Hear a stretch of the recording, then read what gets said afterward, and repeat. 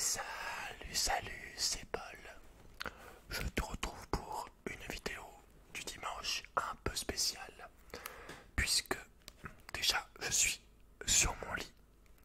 Deuxièmement, pas dans le bon sens par rapport à la vidéo, j'ai dû me mettre dans ce sens-là. Troisièmement, parce que c'est une lecture, mais une lecture philosophique, une lecture spirituelle, une lecture pour réfléchir. Voilà. Donc, je vais te lire ceci. Enfin, je vais te lire 10 aphorismes d'un sage indien. J'en ai choisi 10. Et à chaque fois, il y a l'explication. Donc, tu vas comprendre. Alors, on va commencer par celui de la page 43. D'accord, 43. 43. Alors, donc tu vois, il y a le truc en carré en gris, c'est le truc, et en dessous il y a une explication. Attends, je te remonte pour être sûr. Voilà. T'as compris le coup. Alors je me suis mis dans ce sens là parce que sinon le micro je pouvais pas le mettre plus loin que ici quoi. Alors, le sage est celui qui voit les résultats de l'action avant d'agir. Maintenant, je te lis l'explication. Notre esprit est entraîné à agir immédiatement, sans penser aux conséquences de l'action. Par exemple, une mouche se pose sur le bras de quelqu'un. Cette personne frappe sur son bras et tue l'insecte. Elle n'avait pas l'intention de tuer la mouche, mais son esprit a été si rapide à réagir qu'il ne s'est pas inquiété des conséquences de son acte. L'esprit agit de cette manière 90 fois sur 100, uniquement par ignorance. À l'opposé, l'esprit d'un sage est entraîné à prévoir les conséquences avant de se lancer dans l'action. Comme un général d'armée ou un joueur d'échecs, il voit le résultat de chaque décision avant d'agir. Donc voilà, nous avons très souvent des actes impulsifs.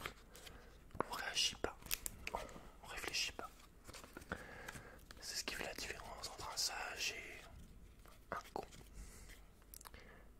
Ensuite, j'ai noté les pages pour pas oublier.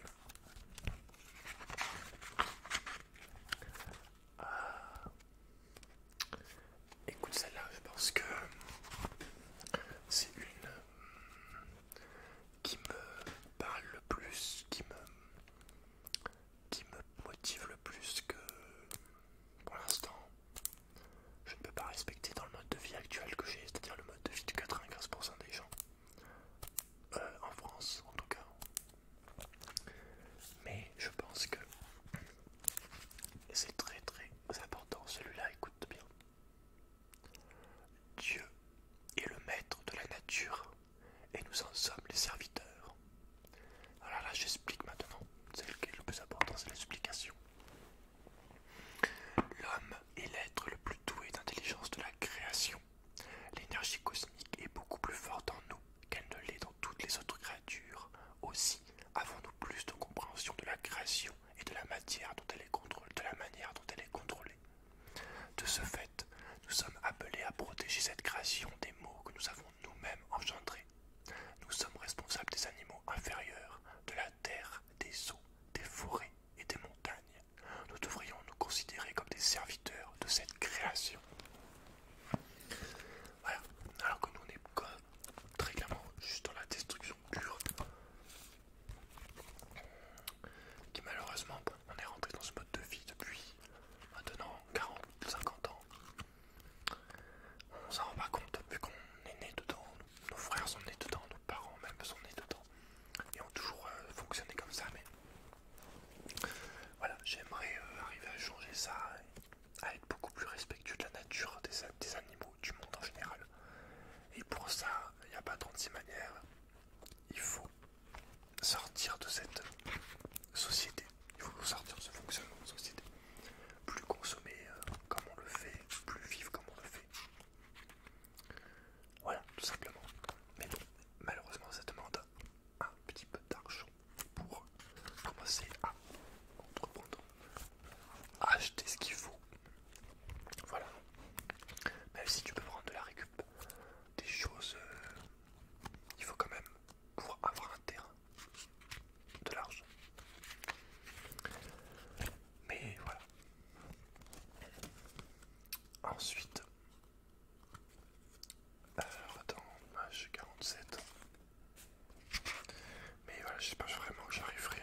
sortir de cette société. En tout cas, c'est mon plus gros objectif de vie actuellement. Je sais que ça se fait pas en claquant des doigts, ça se fait pas en un an, c'est long. Mais en tout cas, j'y crois et je ferai tout mon possible pour y arriver. Tout comme ma chaîne, je ferai tout mon possible pour créer de plus en plus de choses, des trucs toujours originaux et aider le plus de personnes possible. Alors, page 47, j'ai noté. Alors, si l'on n'a pas ressenti comme réel les plaisirs et les douleurs, l'on ne peut pas en retenir le souvenir. Le plaisir est une projection recherchée par l'esprit. Quand cette projection est rejetée, il en résulte de la douleur. Prenons le cas d'un homme qui se marie. Il considère celle qu'il a choisie comme sa femme, ce qui est simplement une projection créée par son esprit. En fait, rien dans le corps de celle-ci n'indique qu'elle est son épouse, et pourtant, elle-même se ressent comme son épouse. L'homme en question retire donc du plaisir de leur relation, mais que sa femme divorce, bien qu'il n'y ait pas eu plus de divorces que de mariages, et le voilà qui souffre parce qu'il est forcé d'abandonner la projection qu'elle est sa femme.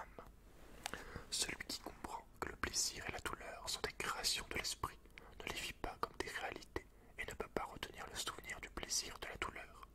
En l'absence de cette mémoire, l'esprit d'une telle personne ne demeure pas dans le passé, mais il vit au présent à chaque instant. Alors après j'ai noté, attends, c'est peut-être pas la meilleure photo. Voilà, je vais te montrer, je te montre la photo de celui qui a, je sais pas si on voit bien, j'ai aucun retour. Il ressemble un peu à Bob Marley comme ça. Alors, on est à la page 72 que j'ai noté.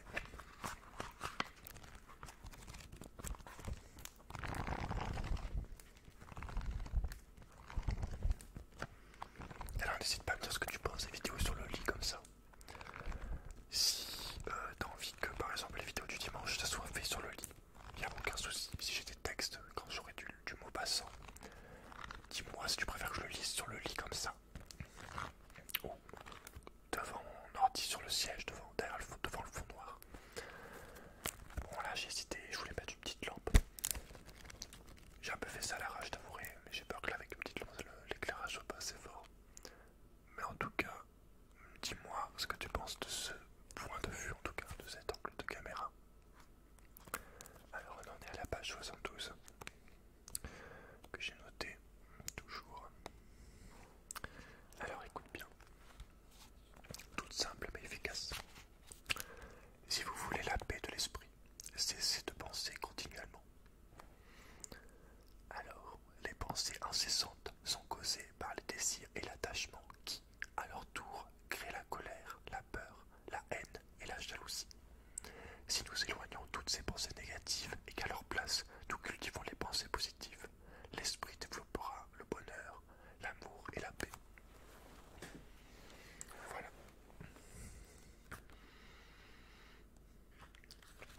Ensuite, alors je suis désolé si je souffle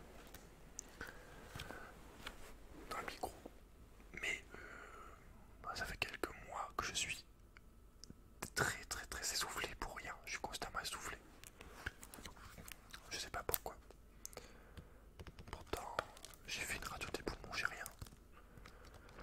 Alors je vais aller voir peut-être un médecin du sport pour faire un test à l'effort, un truc. Mais je suis extrêmement essoufflé pour rien. Même enfin, pour tout, quoi, pour tout et pour rien. Je t'avoue que ça me casse un petit peu les bonbons. On se rend vraiment pas compte quand on est en bonne santé comme c'est bien, mais dès que c'est trop bien d'être en bonne santé. Et là c'est chiant, je te jure, je comprends pas. J'ai peut-être un problème au cœur, mais j'avais déjà fait un truc aussi. Je sais pas du tout, mais je t'avoue que ça commence vraiment à me m'irriter,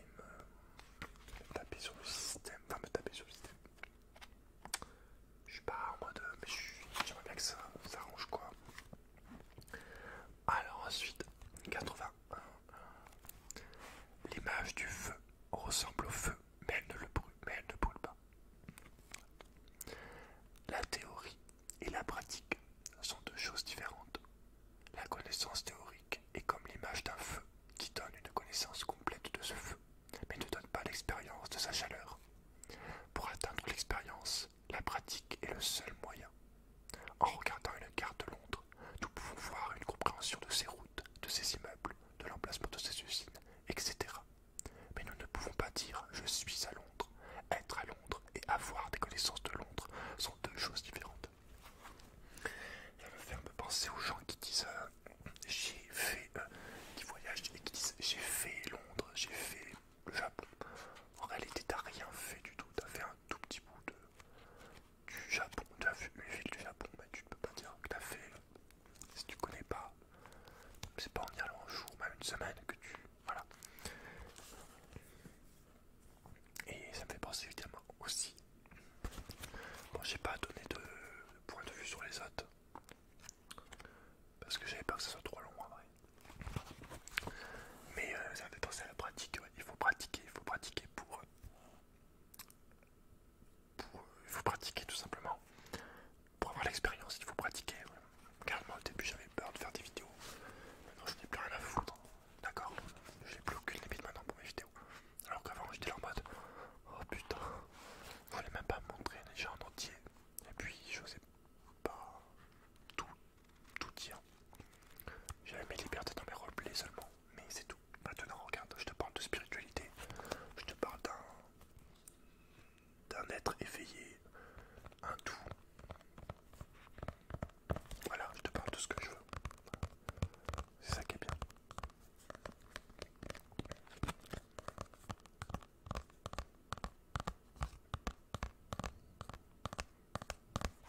Ensuite,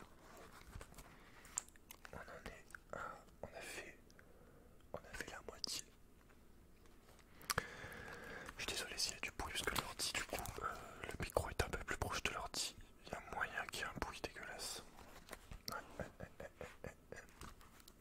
Ouais, il y a moyen. C'est possible, ouais. Ça, le problème, c'est que.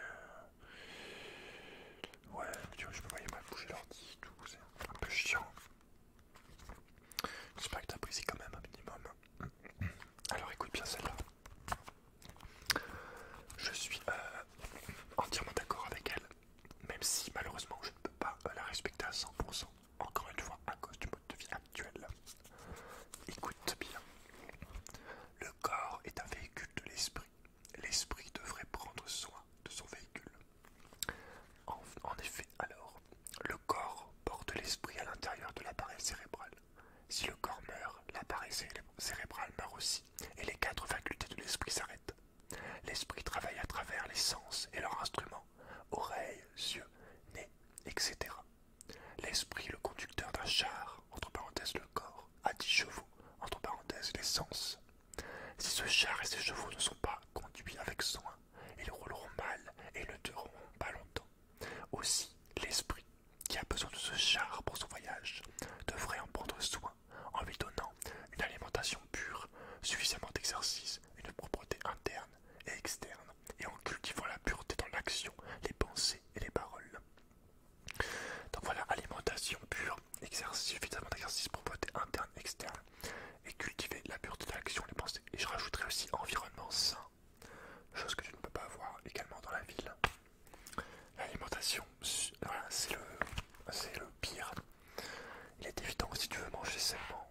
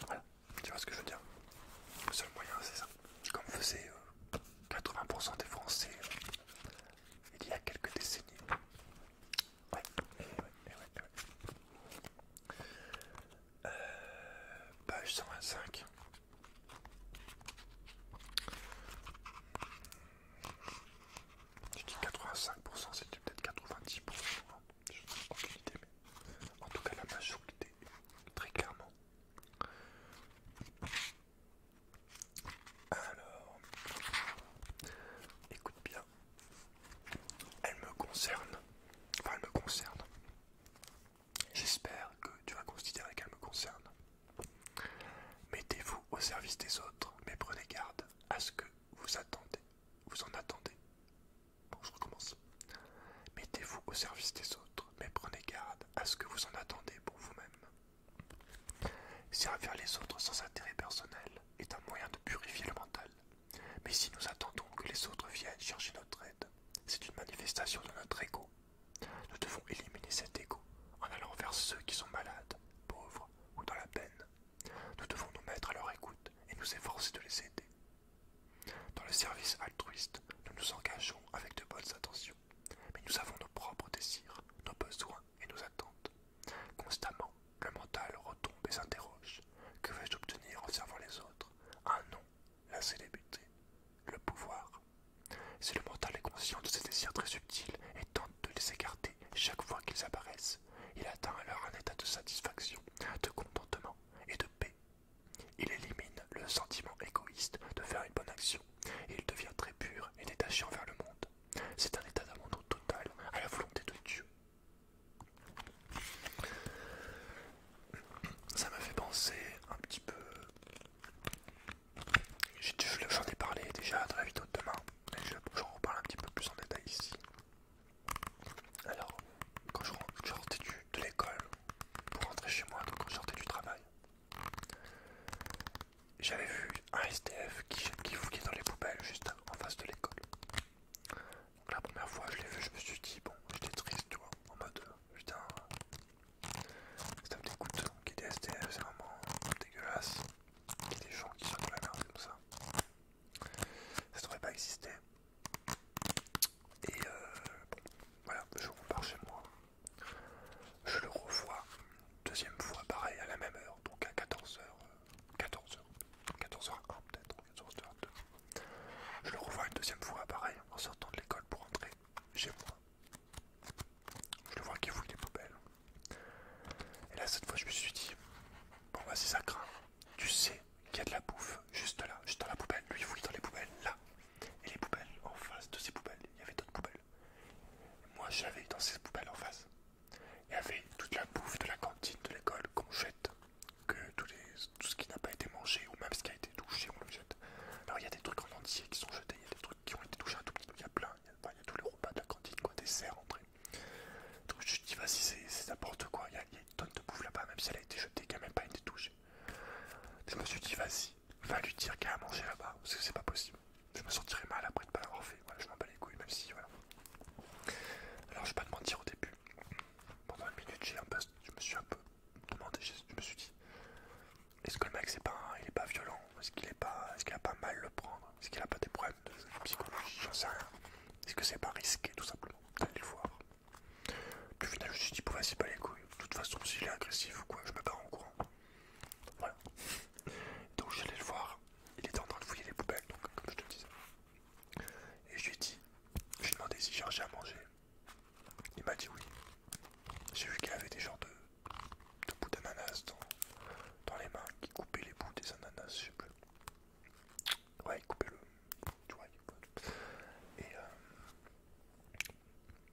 je lui ai dit du coup, vous savez qu'il y a la poubelle juste en face de ces poubelles là, les poubelles juste là-bas, il y a plein de bouffe, c'est les poubelles de la cantine de l'école, donc voilà, n'hésitez pas à aller voir dedans parce qu'il y a énormément de nourriture, voilà. Et donc il était très très content, il m'a dit merci beaucoup avec un sourire, et voilà, il m'a dit qu'il regarderait. Et après je suis parti. Et voilà, j'espère que je me ferai pas virer pour ça. Et si je me fais virer pour ça, tant pis.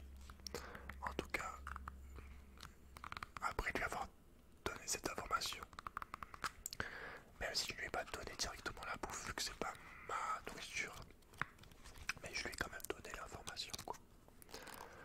J'étais extrêmement content d'avoir fait ça, tout simplement. Tu vois, ça me fait penser à ça, même si bon, c'est pas exactement le cas,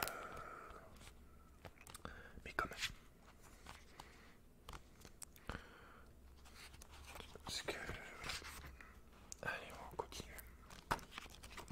J'espère que ça enregistre parce que sinon j'aurais bien le seum.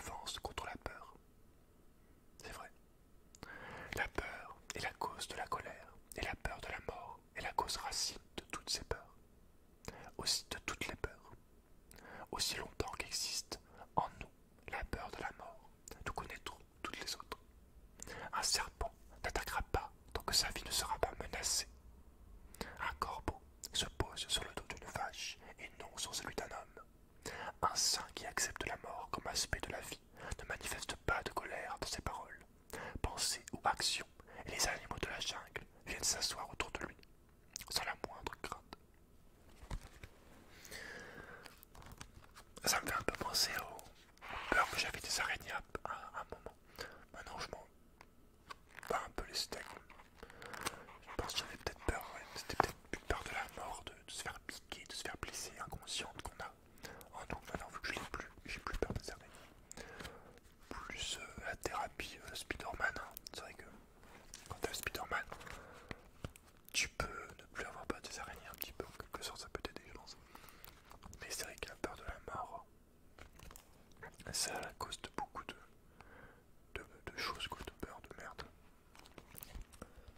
Alors ensuite, la mort physique évidemment. Je vais pas toutes lire, il y a énormément de trucs, là je survole parce que par exemple là on parle de la mort. Regarde là il y a une autre page sur la mort ici. Là aussi, voilà, il faudrait beaucoup de temps pour lire tout ce livre. Allez, il nous reste deux trucs. Alors, je te lis la plus longue pour la fin.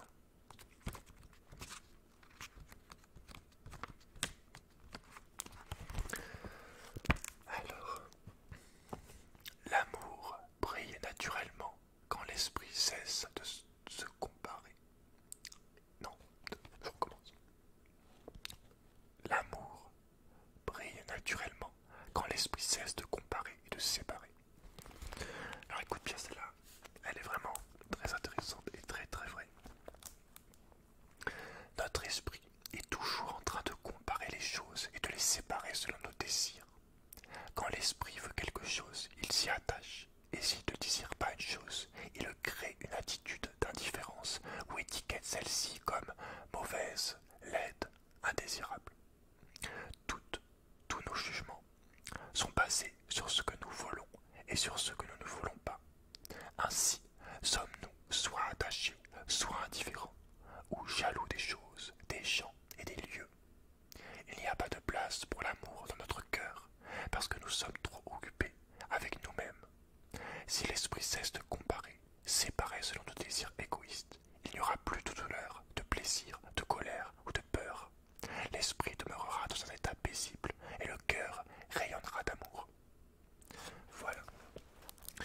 Et je conclurai cette petite...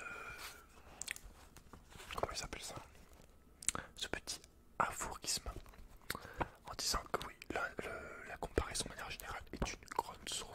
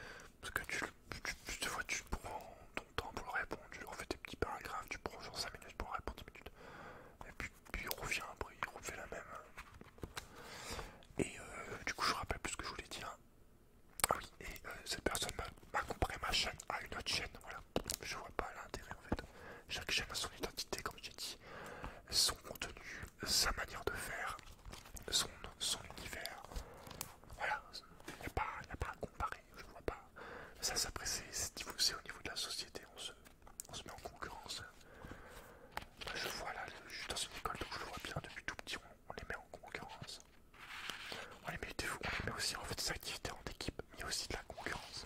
C'est une équipe. Je te donne un petit truc simple. Il devait tracer des lignes d'un point, plein de points, et il devait faire le plus de lignes possible en reliant les points. Ils étaient en équipe de 3, c'est des enfants de CP. C'était dans la classe des CP ce jour-là, ouais. Donc ils étaient en équipe de 3 pour faire ces lignes, mais ils étaient contre une autre équipe de 3. Et voilà. Et celui qui avait fait le plus de lignes avait gagné. Alors certes, comme a précisé la maîtresse, la prof, il n'y avait rien à gagner, mais il y avait quand même, comme elle a dit, le fait d'avoir gagné juste, tu vois, on les met déjà en concurrence des petits. Puis ça permet d'autres trucs, juste une manière de fonctionner, de manière générale. Donc voilà. Je sais pas, je pense. Peut-être faire la concurrence, peut-être quand on est plus grand, mais pas des petits, je pense. Enfin bref. Allez, on va passer à la dernière. On va remonter à la page 20. Parce que c'est une des plus longues. Donc j'ai pas osé la mettre au début. Mais au final je la mets quand même.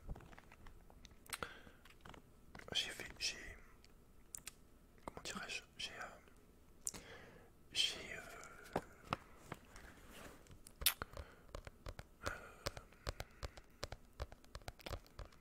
j'ai oublié le mot, je trouve pas le mot que je vais utiliser, mais j'ai pioché les phrases que je voulais prendre, j'ai fait ça pendant que j'étais dans mon bain, tranquillement.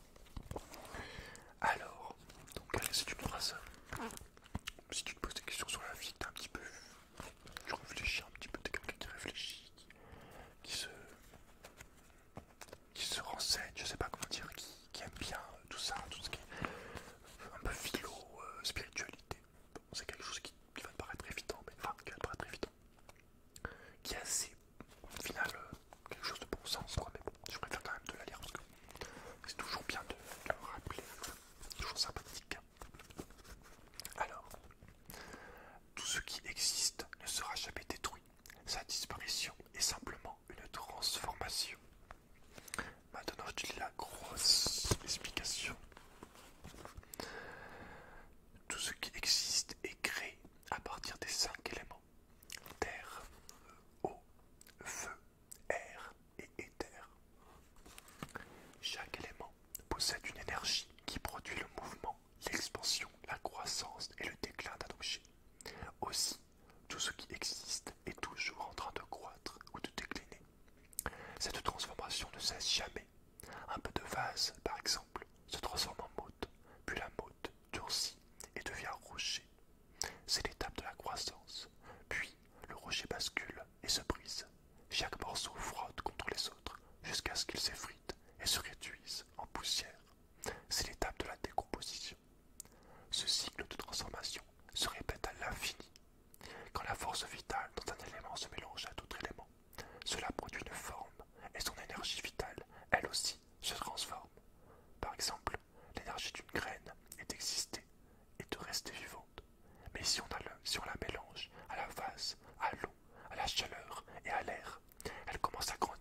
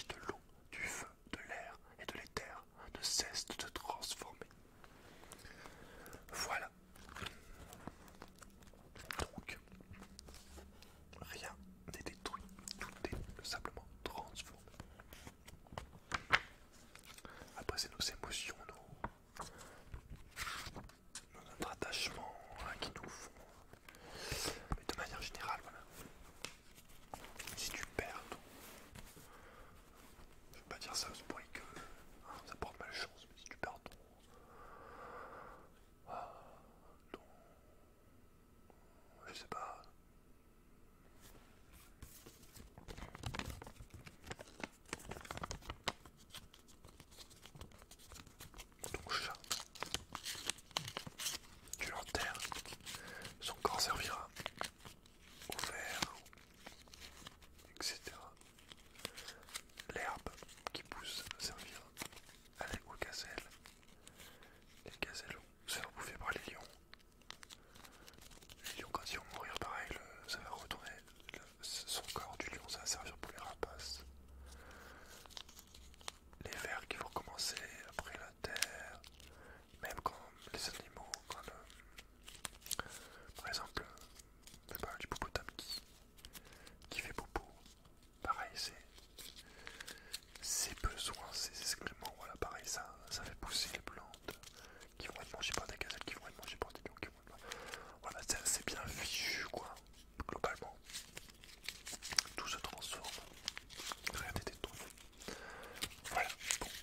Et ben écoute, j'espère que t'as bien apprécié. Hein. On peut dire merci à notre pote, notre poteau Baba Haritas. Baba Haritas qui m'a l'air très sympathique. Hein. J'espère qu'il est très sympathique, autant qu'il en a l'air.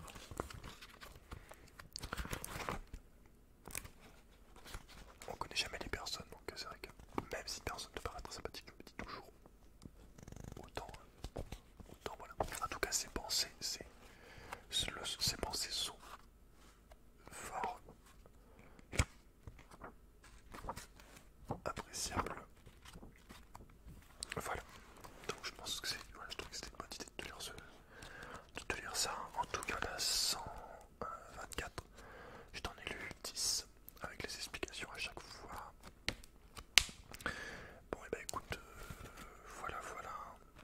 Peut-être tu voudrais que je te donne la référence du livre. Voilà, si tu veux la référence du livre, tu me la demandes en commentaire. Sinon, tu te t'en bats les reins. Je la mettrai pas, mais si tu me la demandes, je la mettrai. Voilà, je t'en lis une petite dernière pour le bonus, celle qui est sur la couverture. S'asseoir en silence ne sera jamais perdu. Un jour, vous récolterez une moisson de paix. Voilà. Bah, des fois, je m'assois le dos contre l'arbre où je suis tout le temps pendant ma pause au travail, dans un genre de petit champ. Je m'assois contre cet arbre, silencieux, voilà. Et je regarde le ciel ou l'herbe, voilà.